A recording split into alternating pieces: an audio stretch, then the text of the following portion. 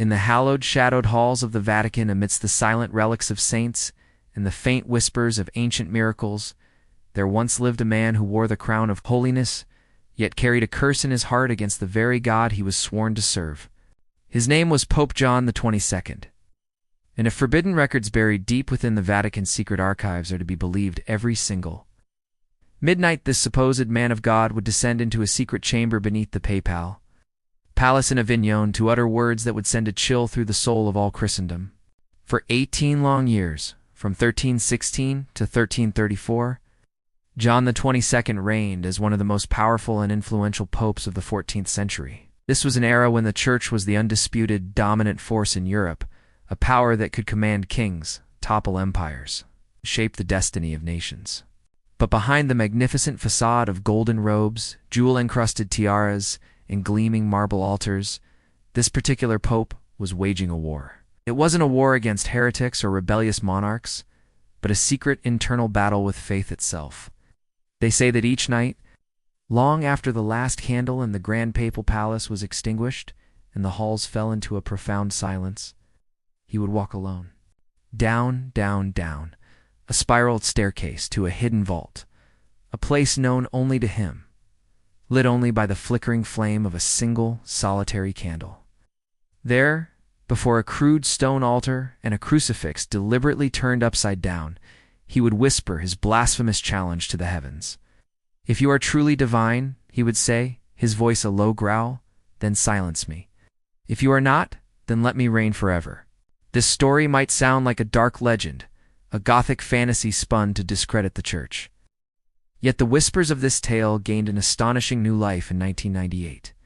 It was then that Vatican Archivists, tasked with cataloging centuries of forgotten documents, reportedly stumbled upon a secret diary. This diary was attributed to none other than Pope John XXII himself. The manuscript was a chilling artifact, bound in blackened leather, its pages brittle with age, and sealed with the unmistakable papal ring. It was written entirely in Latin, and the ink, according to the legends surrounding the discovery, was said to have been mixed with his own blood. Inside this forbidden journal were confessions of a soul and torment words that no priest, let alone the vicar of Christ, should ever write. He wrote of terrifying visions of hearing what he believed was the voice of God, not offering comfort, but mocking him from the suffocating darkness of his chambers. He chronicled the long, agonizing nights where his desperate prayers went unanswered, echoing into an empty, silent void. "I serve a silent God," one horrifying entry supposedly read, "and I curse his silence." Who was this man? Before he became Pope, Jacques XXII, who would become John XXII, was a brilliant scholar. He was a man of immense intellect, towering ambition, and a formidable understanding of canon law. But as he ascended the ranks of the Church, the world around him was descending into chaos. The Black Death was beginning its terrifying march across Europe, leaving a trail of death and despair. Corruption was spreading like a cancer through the clergy, and the political landscape was a brutal game of power and betrayal. Witnessing all this, his once solid faith began to fracture. He started to question the very foundations of Christian salvation. This wasn't just a private crisis of faith. He took his doubts public. From the papal pulpit itself, he declared a doctrine that sent shockwaves across the entire Christian world, that the souls of the saved, the righteous dead, do not see God until the final judgment.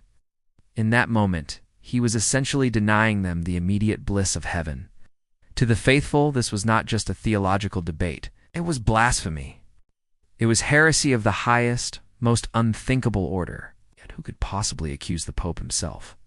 Behind the closed, ornate doors of the papal court, the College of Cardinals grew terrified. What was happening to their leader? Rumors began to spread like wildfire, whispered in hushed, fearful tones. They spoke of dark rituals being performed in the Pope's private chambers, of candles that burned with black sooty flames, of prayers being recited backwards, and of unholy, chilling words echoing through the stone corridors at the stroke of midnight. The head of the Church, they feared, was communing with darkness. And then, suddenly, an eerie silence. In December of 1334, at the age of 90, Pope John XXII died. The official records claim he died peacefully in his sleep. But the events that followed suggest a deep sense of panic and a desperate need for containment. His body was quickly sealed away. All of his personal writings, including the alleged diary, were confiscated and locked away from prying eyes. His name, once so powerful, was quietly, systematically erased from many of the sacred annals of papal history. Even his tomb was sealed off, hidden from public view for centuries. It was as if the Vatican, the institution he once led, wished to forget he ever existed. But history has a long memory. It never truly forgets. And deep within the labyrinthine secret archives of the Holy See, among countless manuscripts that will likely never be shown to the public, fragments of that diary are said to remain.